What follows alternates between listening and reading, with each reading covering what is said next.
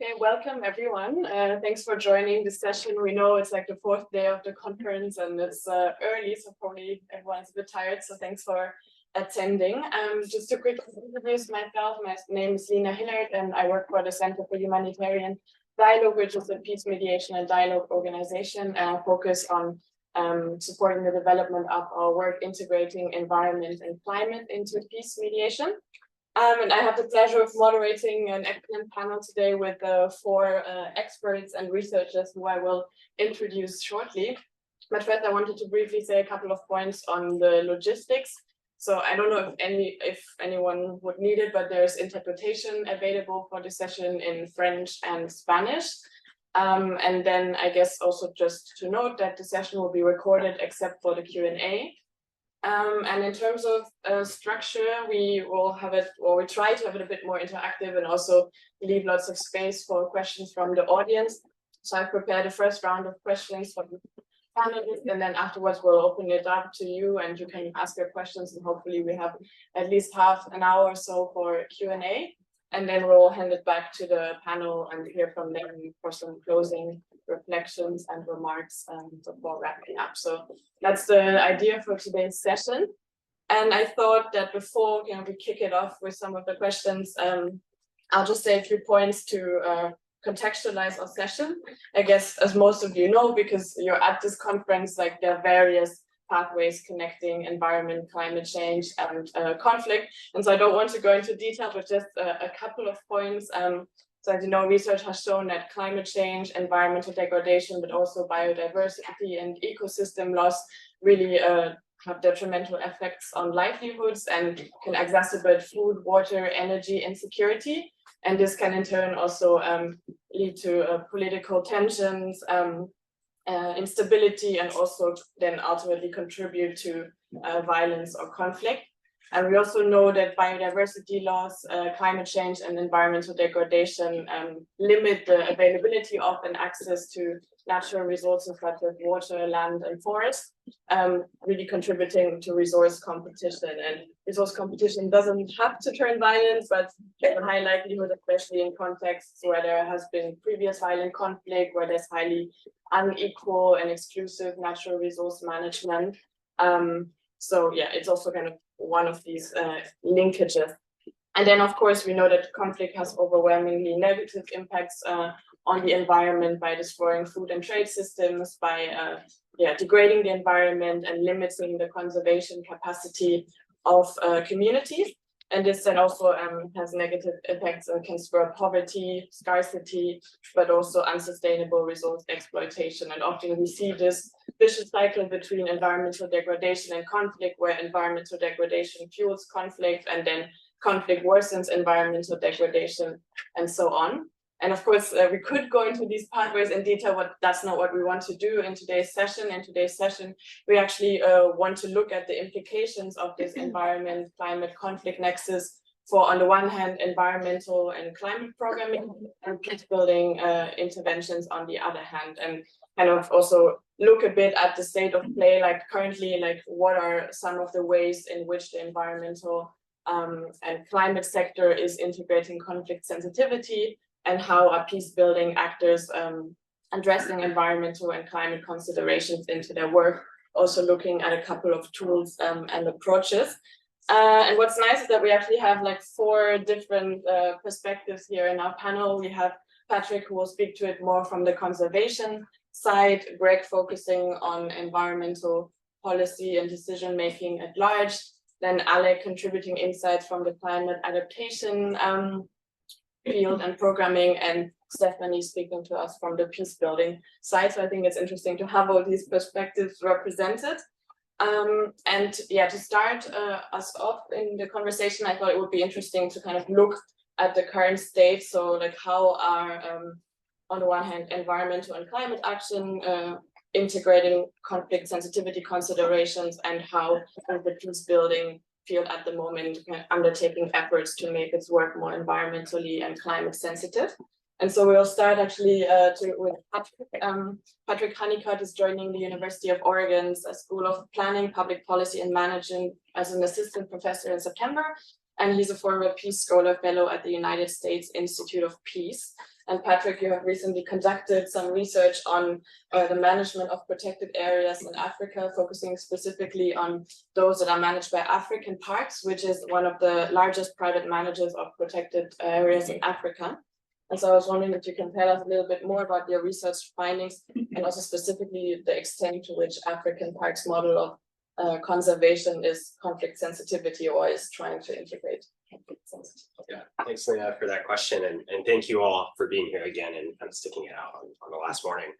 So I wanted to start with a little bit of background information as a way of just like further motivating this question about whether African Parks' model of conservation is conflict sensitive.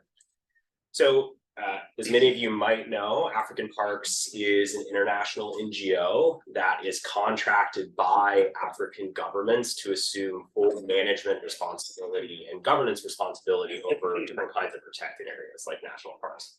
So that means when African Parks is contacted by a government, they have full authority to make decisions not only over who to hire within these parks, but really how to operate them. As you can kind of see up on the slide here, African Parks' portfolio of protected areas has increased about 11 times over since 2003, making it, as Lina said, the largest private manager of protected areas in Africa. Now, as you can see on the map on the right-hand side of the slide here, many of African Parks' sites, which are represented by these red dots, either directly intersect with or are located quite nearby areas experiencing active conflict. And perhaps the most prominent example of that is Garamba National Park in the northeastern corner of the Democratic Republic of Congo. That reality is not lost on African Parks, and in fact, it is reflected in the way that it goes about engaging in conservation in those areas. I could talk a little bit about how African Parks' community development model thinks about the relationship between conservation and conflict, but what I really want to focus on is its law enforcement activities. And that's partly because, to use the organization's own language, or really to paraphrase it, it thinks that effective law enforcement is its top priority because it is the kind of linchpin of effective conservation activities within these civics. And to that point, African Parks goes to great lengths to publicize how it employs the largest, quote, counter-poaching team for any NGO on the continent. So I really want to kind of dig into how those conservation activities are tailored to local conflict dynamics in a way that African Parks identifies as appropriate. I say that quite intentionally. Can we advance the slide? So when African Parks when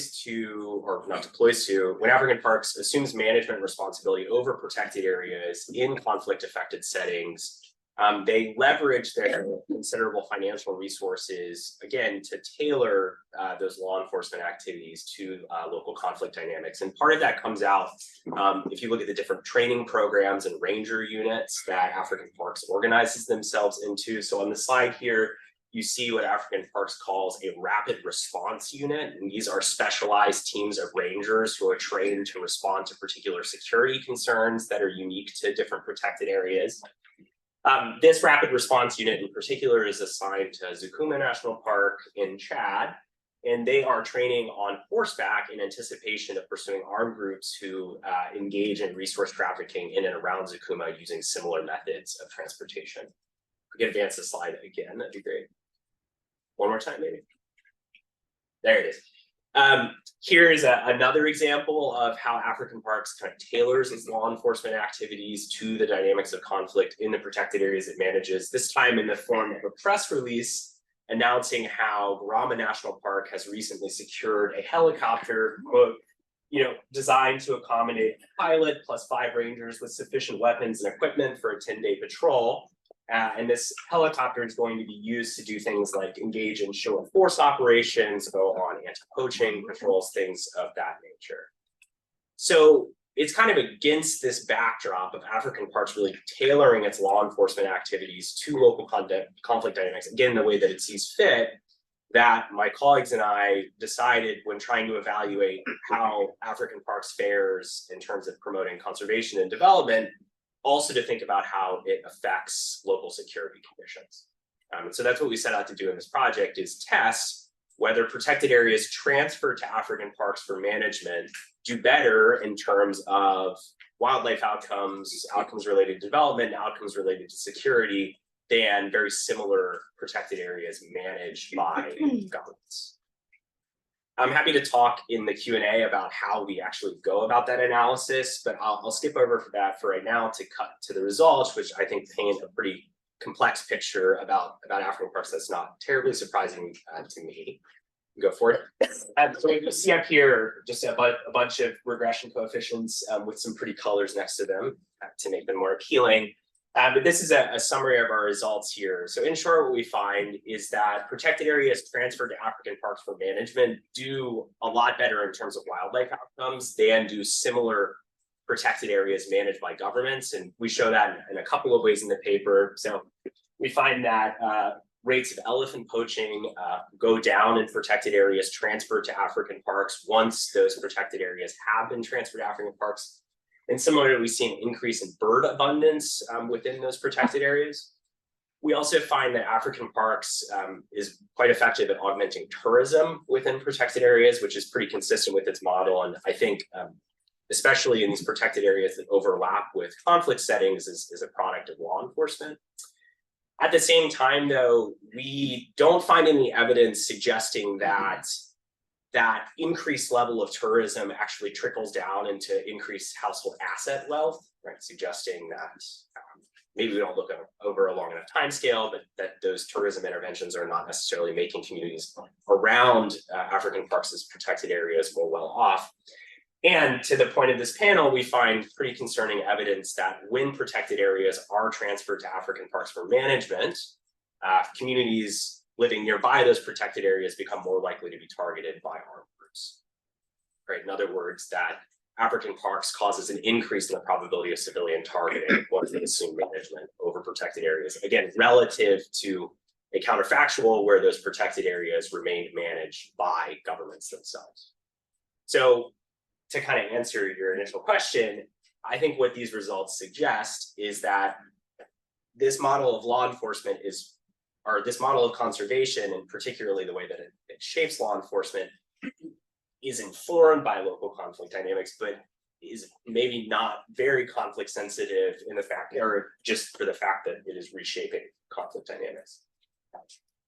Yeah, no, thanks a lot. I think it's very interesting that you kind of mentioned these contrasting outcomes, that on the one hand, like this private management seems to kind of contribute to better wildlife outcomes, etc. But then, I mean, in terms of the kind of security aspect or like conflict sensitivity, it's actually rather, difficult. And I was also just wondering if you can maybe elaborate a little bit like on these contrasting effects, and specifically also kind of looking at the, I mean, actual like risks when it comes to conflict sensitivity, because it does seem like, as you said, like they want to adjust like law enforcement to the local context, but then I mean, there are a lot of risks linked to it, and it seems like actually it might also kind of contribute to potential new tensions. So if you can maybe really great question. And so I think in terms of how the law enforcement activities reflect local conflict dynamics, this is really, I think, an effort to provide physical security to African parks' rangers. I think that's what the organization is prioritizing, which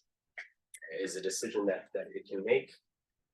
In terms of why we kind of see this effect on civilian targeting, I'm going to be an academic here and like hedge tremendously.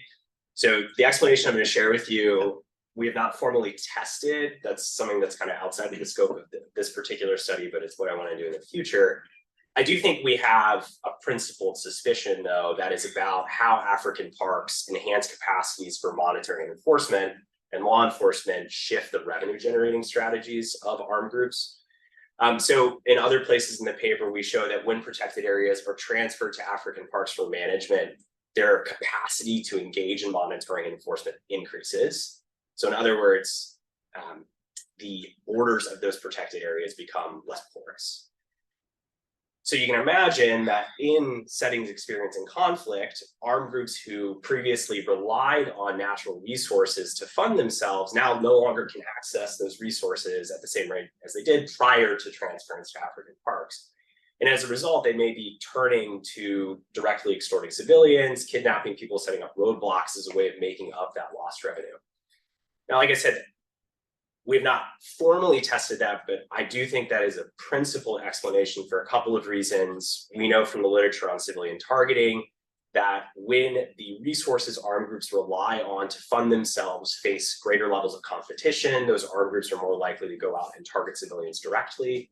I think it's pretty clear here that African parks is increasing that competition just by limiting the supply of resources available for trafficking. Another reason that's a principled explanation is when you look at the conflict event data that we analyze to generate these results, we do find examples of armed groups known to traffic natural resources doing things like setting up roadblocks and kidnapping civilians around protected areas that have been transferred to African parks for management. And then finally, I can think of other kinds of environmental policies that either intentionally or unintentionally make the trafficking of natural resources more difficult, having similar effects on local security. So here I'm thinking about section, I think it's 1502 of the Dodd-Frank Act, which research has shown to increase the level of civilian targeting around mines in the eastern part of the DRC as well. So we think it's a story about shifting revenue generation strategies that comes particularly from this increased capacity for enforcement. Great, thanks a lot. And I think we can also maybe take some time in the Q&A to zoom onto that a little bit more and also talk maybe about ways of reducing the risk of civilian targeting and the way African parks could adjust the approach. But let's maybe move from the conservation side more to environmental policy and programming at large and hear from Gregg. Gregg Walker is a professor of communication and an adjunct professor in environmental sciences, forestry, oceanography, public policy, and water resources at Oregon State University. And he's also involved in Mediators Beyond Borders International. And Gregg, in your research, you have focused a lot on how participatory governance approaches can benefit environmental decision-making and environmental collaboration, for example, locally led climate action, community-based natural resource management. And I was wondering if you can tell us a little bit more about the relevance of participatory governance approaches and specifically the collaborative alignment framework from a conflict sensitivity perspective, and maybe also share a couple of examples of how it has been applied in different contexts. Thank you very much. And again, thank you, as my colleagues have said, for being here this morning. I'm not going to show these slides, but I'm going to make them available to anybody who wants them. So if you are here because of the title of this talk in part, as part of this panel, I'm happy to share those with you. But I want to start with a question for all of you. And that is, I want you to think about where you live, your local community, your neighborhood. How well organized is that neighborhood to deal with environmental issues? Is there a place you can go? Is it government? Is it non-government? Is it some kind of a community group? Do the neighborhoods we live in, do the villages we live in, do the cities we live in have, in fact, the organization or community capacity to address complex issues? Now, when I answer that question, I'm going to tell you that I'm kind of a convergent. I'm an old guy. I've been doing this stuff a long time, and I'm kind of a convergence of three things. I was the Peace Studies director at my university from 1988 to 2005. I also started working in the environmental conflict resolution field in 1992. And I more aggressively moved into the climate change arena in 2009, and I've attended over 50 United Nations climate meetings in the last 15 years. So it's those three things that kind of come together and make me what a friend of mine labeled me in 1995, a pracademic. That I'm both a practitioner and an academic. And I love working in the field, and I love working with communities, and I love working with people who want to feel empowered to address the environmental problems that they face in their communities. Now, I'm going to refer to some ideas from two articles that we've written in the last few years, one published last year, one a few years before, and both of them have been published with Frontiers. If you're familiar with Frontiers, they do all sorts of different areas, and it's an open source open source platform. And one of the articles that we wrote is called Collaboration and Environmental Conflict Management and Decision Making, comparing best practices with insights from the Collaborative Learning Network. Collaborative learning is, in fact, a framework or a methodology that Stephen Daniels and I developed in the early 1990s and have applied on hundreds of projects over the years. And we collect data when we do this. But more importantly, we try to, in fact, provide people with the capacity that they need to feel empowered in environmental policy decision making. And when we reviewed the best practices, a lot of the literature on best practices in this area, a lot of things came out: leadership, stakeholder participation, planning and assessment. But then we supplemented it with what we've really learned from our 30 plus years of working with our collaborative learning approach. And we found that if we're going to truly engage in participatory governance, which is a term we use, by the way, instead of collaborative governance, and I'll tell you why. There's a literature on both, and you probably know that well. But the word collaboration has connotative meanings in some places we worked, in some parts of the world, that meanings that are not positive. Participatory is a safer word. And a participatory approach can, in fact, include collaborative efforts, but some participation is not collaborative and doesn't need to be, something we could talk about. But here are some of the things that we discovered in our work. The importance of decision space, so that if we're going to have community empowerment, community members want to know where their ideas make a difference. There need to be some principles, and there need to be kind of a notion of purpose that's important for the group to be involved. There needs to be organizational change, that may be an organizational culture change. And one of the things we've also emphasized in our work is the power of systems thinking. And we've learned that systems thinkers are not necessarily those who have a lot of college degrees. Some of the best system thinkers do not have formal education. They simply understand complexity, and they understand the arena in which they work. Now, when we created collaborative learning, we did this recognizing that the environmental issues we face, and climate change is probably the most, well, it isn't probably, it is the most significant, characterized by really 4 factors. One is complexity. Can you think of a more complex environmental issue than the climate crisis? Controversy. Now, maybe controversy is not true in every country, but in the US, where I am, and we have governors in certain states that I'll not name, we have controversy. And then we have uncertainty. We have a lot of wonderful climate scientists. We have the IPCC reports, a lot of modeling that goes on, but still a lot that we don't know. Do we need to try to reach 1.5, which I think is an impossibility? Are we going to hope for 2.0? Are we going to hope for 2.5? We don't know what's going to happen with all of that. And then, of course, the last one is learning. And the idea that the complexity, the uncertainty, the controversy suggests that we really need an active learning environment to tackle these. And to address that, we developed an approach called collaborative learning. Out of that approach, we've recently come up with a new tool, and this is an article we just recently published, and it's called Collaborative Alignment. It goes into some detail. And I'm going to show you something on the board here, and then I'm going to ask you to imagine this.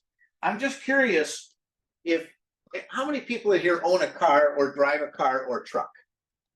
Okay, just about everybody. So if we took this and we said, okay, this is the vehicle that you have right here. This is the vehicle we have.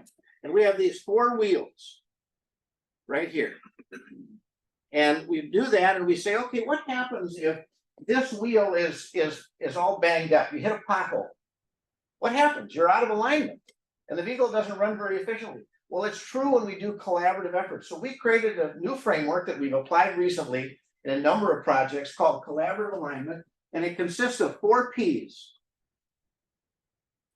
And this P is purpose. When you organize a community group around climate change or around any environmental issue, I work primarily in forestry, you start with purpose.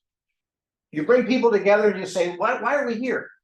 What is the motivation? What are we trying to accomplish? Our purpose, our goals, our objectives. Then we say, who needs to be there? Who are the people we want to involve? And I've always encouraged the groups I work with to bring in everybody, including those who might be their harshest critics. Then the process that we're going to use, and that covers, of course, decision-making, communication, leadership, and then, of course, what's the product?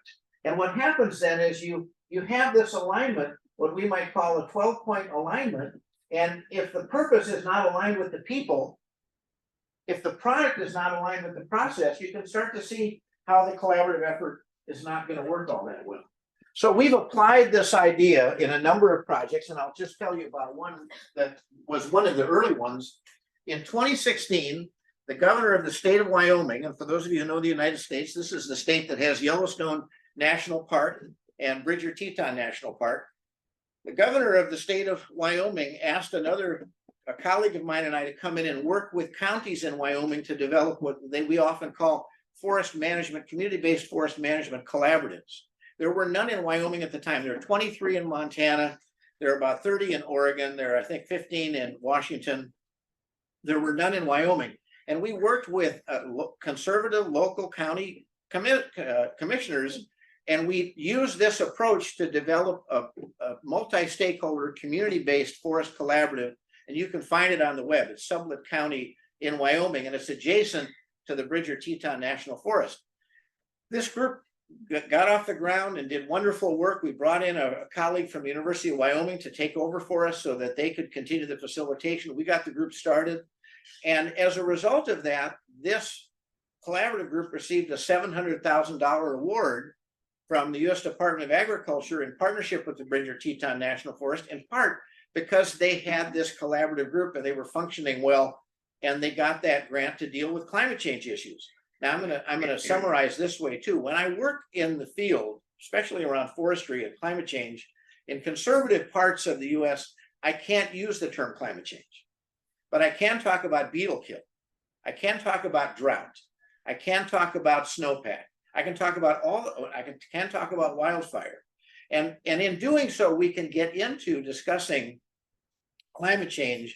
And we do that in a way that's clearly very sensitive to the conflict situation that's there. And I'll end with one last point.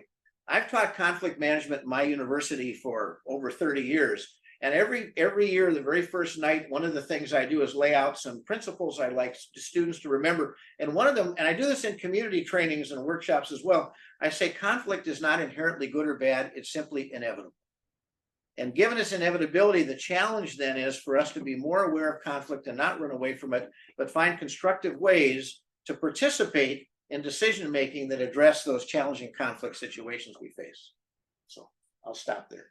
Yeah, great. Thanks so much. And I think it's very interesting to hear about this framework, because also obviously coming from more from the peace building perspective, I think it resonates with a lot of the approaches that peace builders also apply in their work, especially when it comes to addressing resource related conflicts, where it's also a lot about natural resource governance and management.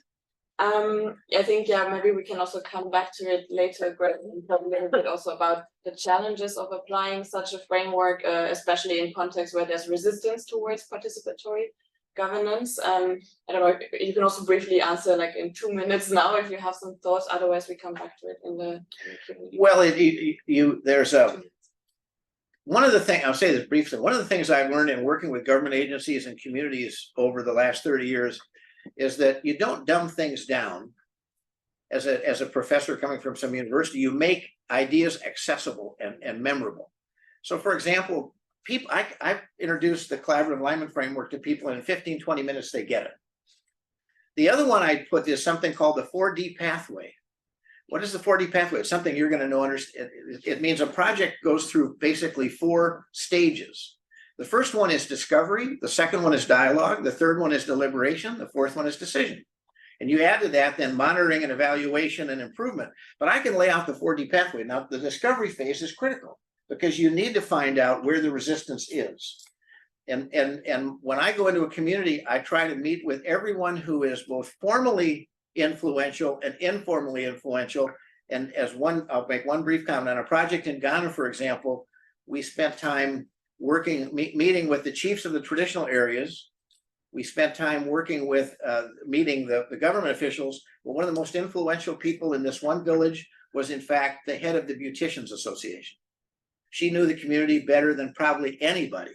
And that's an important part of finding out who the supporters are, who the skeptics are, and going in and listening and learning and doing that assessment, which again, I think people in this room know very, very well. There we go. Great, thanks so much.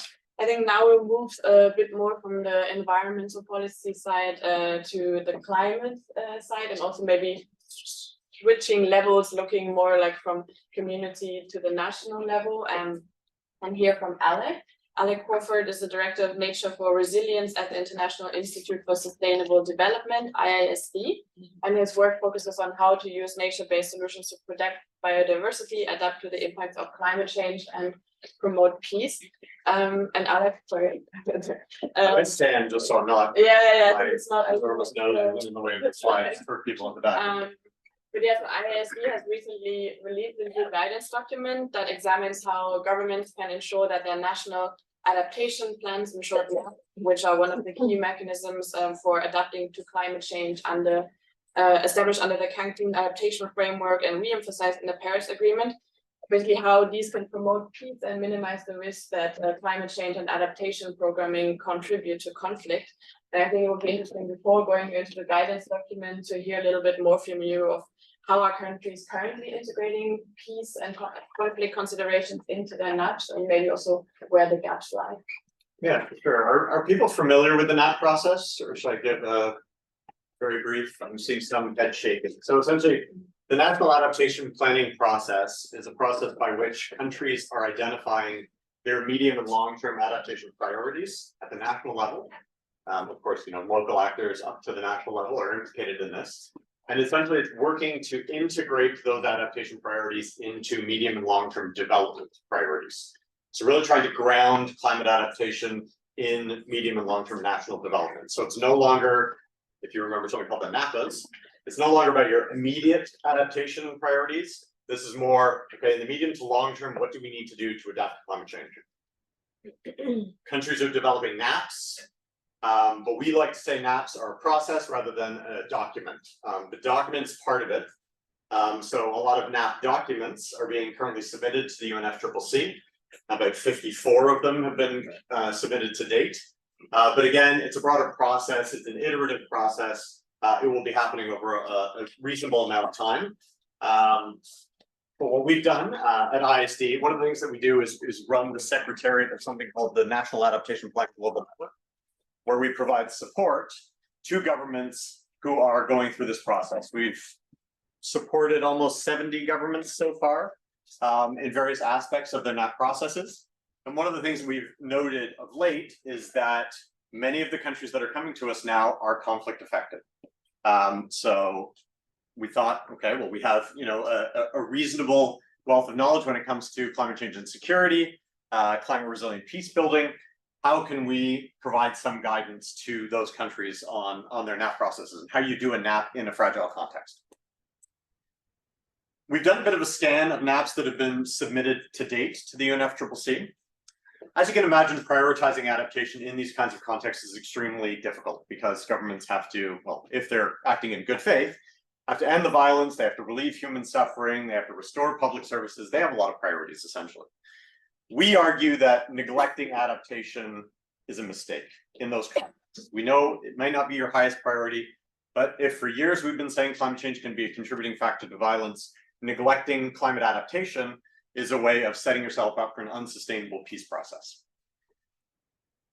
Taking a step back from that, we've looked at some of the NAPs that have been submitted to date to the UNFCCC. Again, I think as of mid-June, we were at about 54. And we found that countries are actually talking about conflict and peace building when it comes to climate change. So they're talking about it in different ways, but about 78% of the submitted NAPs mention conflict in some way.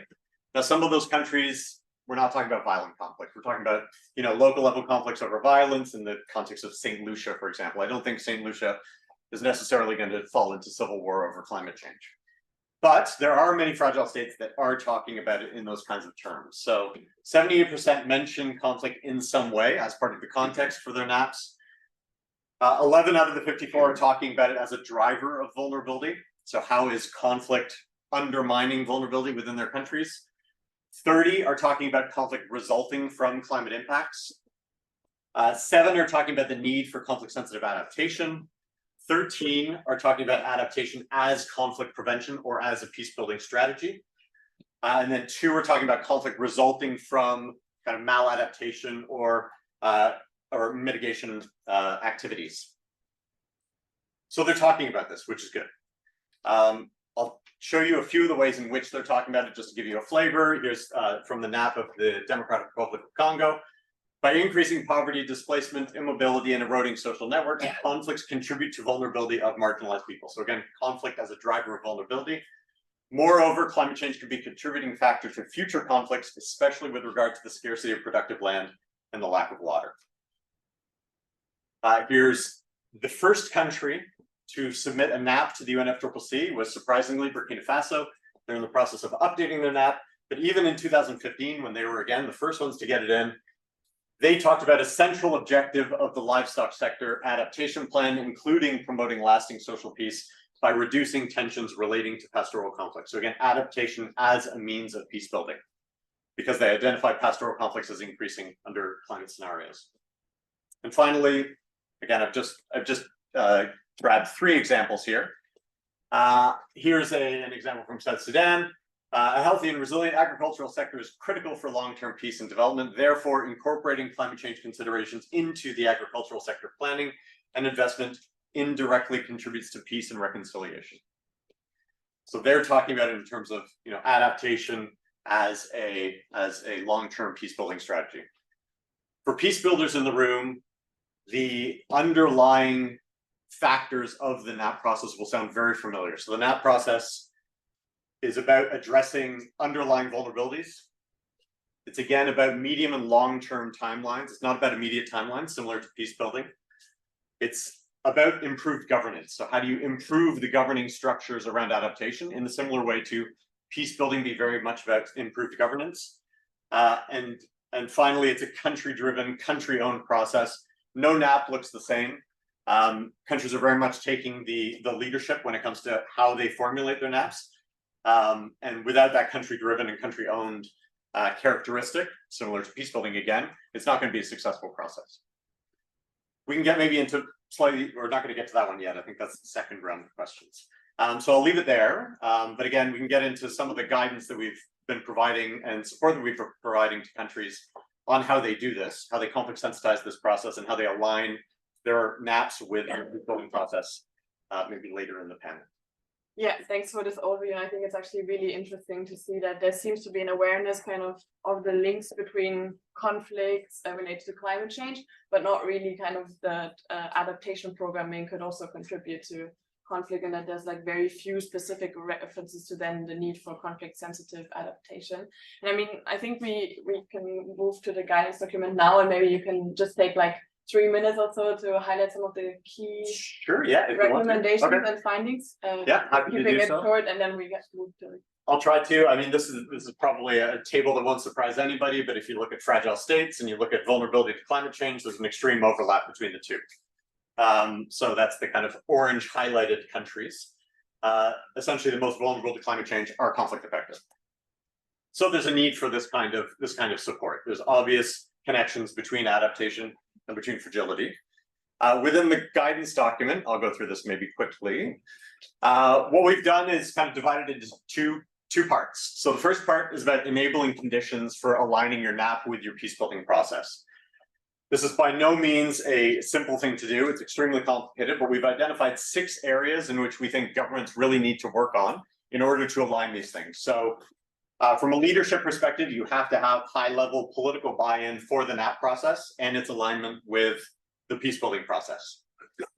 Of course, good adaptation policies have to be grounded in information and data about climate science. Just as an anecdotal example, I looked at weather stations around the world. Afghanistan has 4 land-based weather stations. Finland, which is not a fragile state, has 922. It's about half the size of Afghanistan. It's got 1/8 the population. There's obviously a massive gap when it comes to climate information within these countries, but there are global resources that they can draw on that are open, that are free, that they can start to fill that gap. Financing, you've heard it throughout the conference, a lot more climate financing needs to go into these kinds of contexts. Extremely fragile states get about $2 per person, according to UNDP, when it comes to climate financing. Middle income countries get about $130 per person. So the gap there is vast as well. Institutional arrangements, again, the peace builders have to be talking to the climate adaptation folks. That doesn't always happen. Stakeholder engagement, you have to engage with a new kind of stakeholder. It's not the kind of traditional adaptation stakeholders. You have to be talking to peace builders. You have to be talking to humanitarians. And then, of course, there's capacity capacity development that's required around, you know, peace building for the adaptation folks, and then climate change for the peace builders.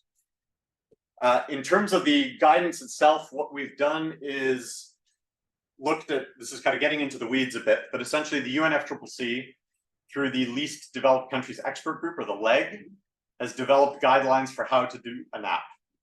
We have gone through that document, through each of the steps of that document, and identified entry points for conflict sensitivity. So within a stock taking exercise, you can kind of add a conflict analysis to your stock taking exercise. You can integrate conflict considerations into your vulnerability assessments. Those sorts of things we've gone through kind of step by step to identify where countries can think about entry points for, again, alignment and the introduction of conflict sensitivity. And that's just the rest of the steps. But very, very quickly, I have a couple of copies of the guidance online on the table, but it's also online. Thanks. Great, thanks a lot. And again, yeah, we can take hopefully more time in the Q&A to dive into it in more detail. And I guess, yeah, a whole other issue is then also, like, if you make progress towards a conflict sensitive NAP, what about like the implementation? And from what I understand, like there are a lot of countries who are now tracking their NAP implementation. So how can we also kind of address the conflict sensitivity element then in the actual implementation? But now actually I want to move us away from kind of the environmental conservation climate side and focus a little bit more on the peace building side and how peace building actors are integrating climate considerations into their work. And so we'll hear from Stefanie. Stefanie Wesch is a doctoral researcher at the Potsdam Institute for Climate Impact Research, PIC, and at PIC she has been working on the climate conflict migration nexus in the Sahel, Central Asia, and Afghanistan. And she's also the project coordinator of the Green Vision Central Asia project, which is a regional initiative on climate insecurity in Central Asia and Afghanistan. And so, Stefanie, in some of your current research, you're looking at the way that peace building organizations are basically adapting and incorporating climate change considerations into their works. And I know this research is still ongoing, but maybe you could share a few like preliminary findings of kind of the extent to which peace building actors are already addressing climate change considerations, and also maybe how this looks like, how they're doing it so far, and yeah, talk a little bit also about some of the challenges. Yeah, again, as Lina said, the paper is really about exploring how peacebuilding organizations integrate the climate considerations into their on-the-ground projects. And really the goal is kind of to see, are there any patterns in terms of approaches? Is the integration of the climate lens being streamlined throughout projects or even among organizations? And if so, how? And if not, why not? And this is really a paper project that was born out of a workshop that we did within our Green Central Asia project. And this was really bringing together the peace building organizations within Central Asia. This would have happened in Almaty 2 years ago.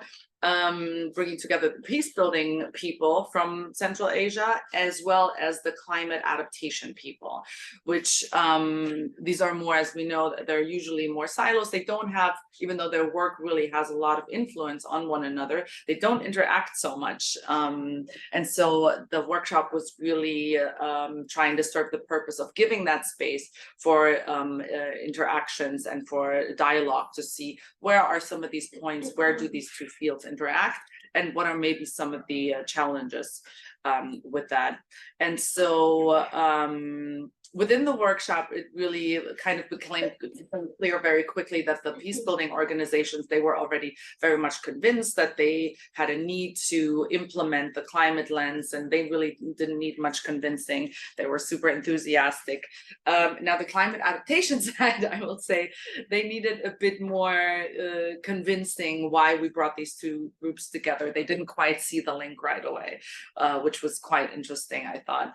And so we brought them together in participatory formats, and to really, you know, map out the breadth of interactions and feedback loops between these two groups, and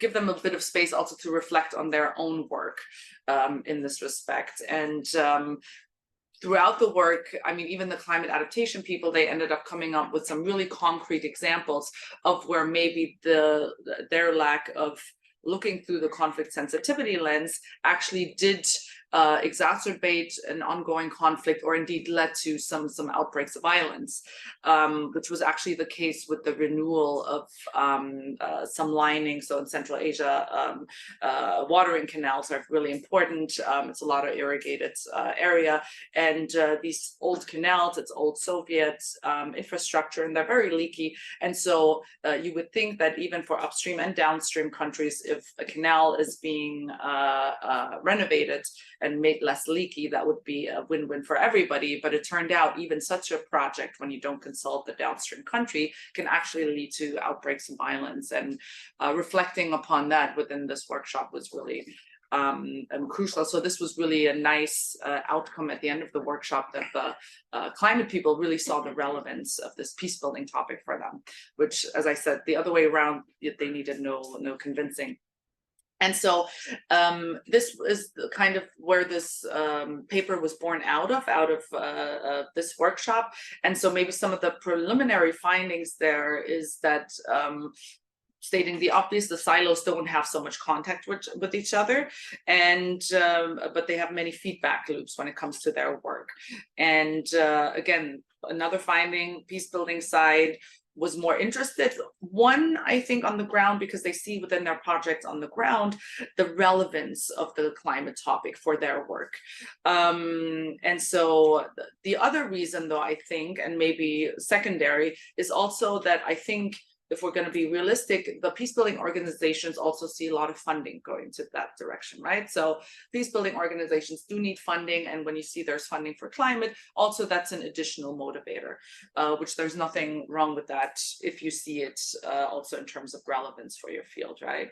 Now, some of the challenges, of course, which really makes it this kind of work tedious, this kind of exchange tedious, is of course the different language, right? The climate side is often the natural science side, the very technical talk side, talking about RCPs and SSPs and temporal scales that really for the peace building side are sometimes way too long and hard to grasp. And then of course we have the peace building side, and we like to talk about perceptions and emotions and inclusion and social cohesion and what is all of this. So bringing these two sides together is very tedious work, because they speak very, very different languages. So it takes more time to actually have an outcome, and of course for funders, that's always time is money, and that's kind of a hurdle.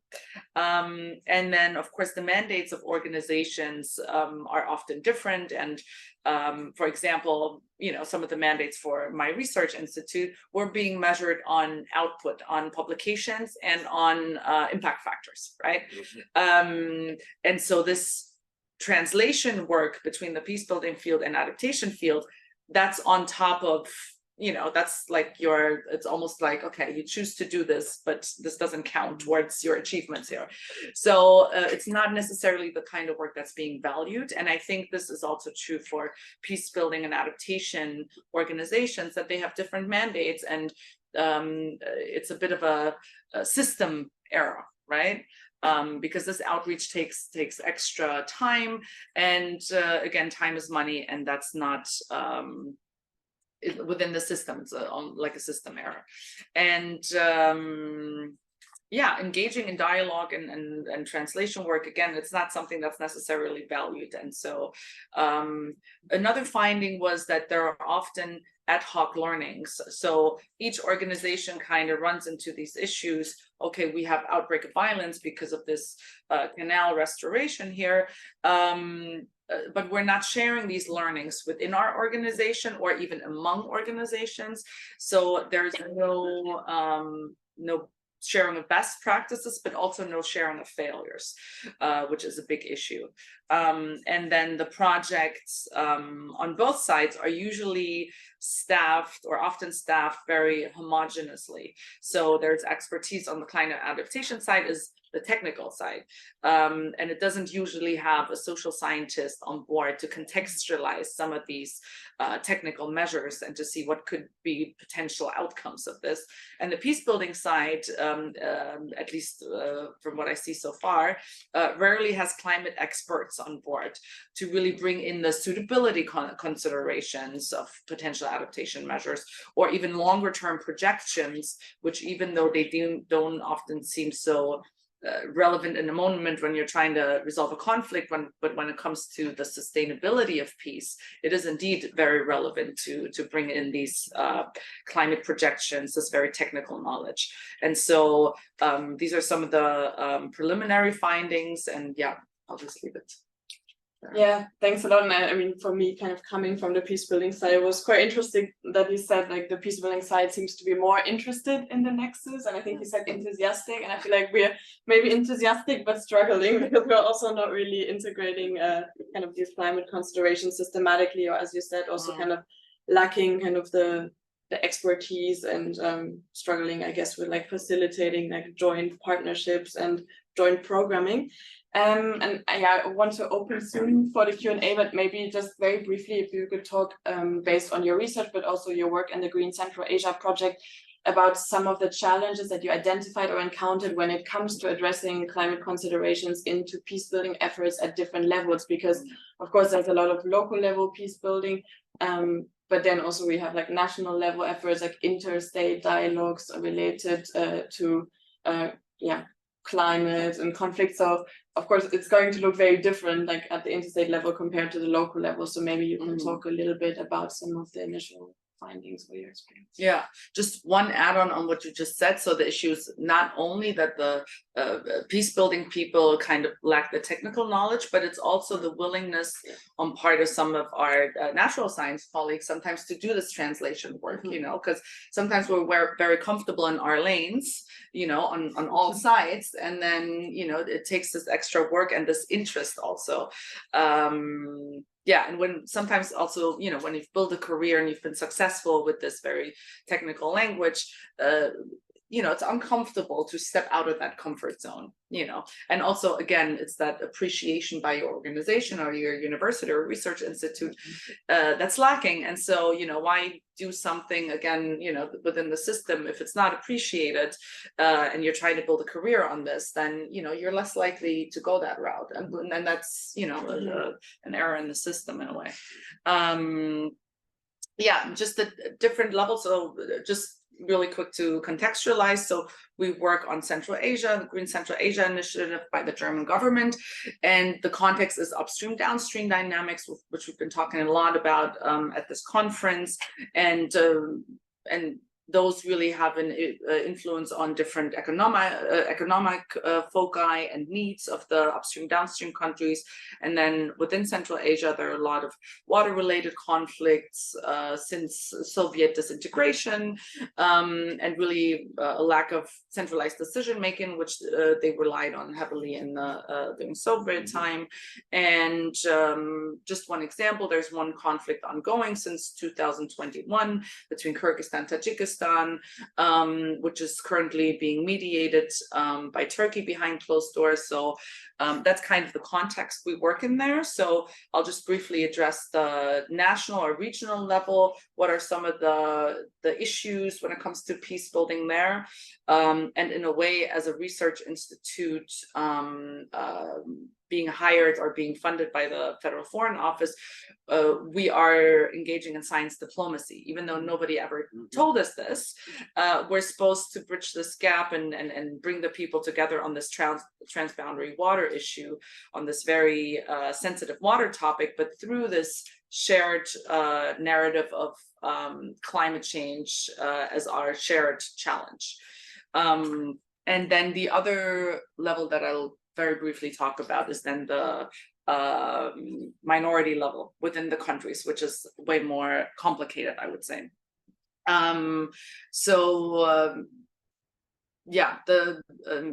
Again, the overarching goal for Central Asia, it used to be Afghanistan, you mentioned this, but the 2022 Taliban takeover, unfortunately, the Foreign Office removed Afghanistan out of this project, which I think is a pity in the end. Yeah, so we do a lot of capacity enhancement activities, bringing people from Central Asian states together on climate and on peace building issues. Yeah, I think it is moving in the right direction. One of the big issues in the region is data sharing. I actually saw a very nice presentation yesterday about the importance of data sharing and peace building, and how this is a nice entry point also within Central Asia. So this was from the Technical University of Delft. I highly recommend this paper. And we see this, we have an issue with data sharing. And so our workshops where we talk to technical staff also is supposed to open up this space for data sharing. So on a personal level, but also on an institutional level to have MOUs with different organizations. And this can open up some of these gaps. And I think the project in some respects has contributed to some success. So the Central Asian countries for the first time, 2028, came together and had a joint pavilion at COP28 in Dubai, which was novel under the banner of one region, one voice. And so there's certainly some coming together there. Also, they introduced at COP28 their first regional climate adaptation strategy, which is a success. And I think Green Central Asia to some extent contributed to this, other projects also did. And so it's really trust building through data sharing also, which I think is the main point here. And the issue with the marginalized groups in Central Asia, for example, I just spent some time in Tajikistan in the Pamir Mountains, working with a marginalized group of Pamiri people who speak different language, different religion than the rest of Tajikistan. There it's much harder because civil society is being shut down right now by the Tajik government, even with respect to environmental organizations.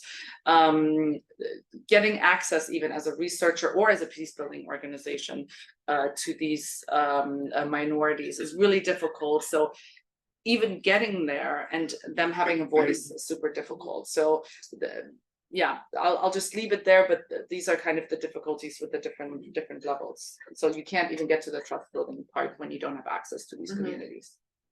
No, great. Thanks so much for highlighting this. And I also really like the references that you made to science diplomacy, because I think that's increasingly also a way in which peace mediation actors, peace building actors can frame the engagement at the interstate level, also kind of using scientific issues as an entry point for collaboration and trust building.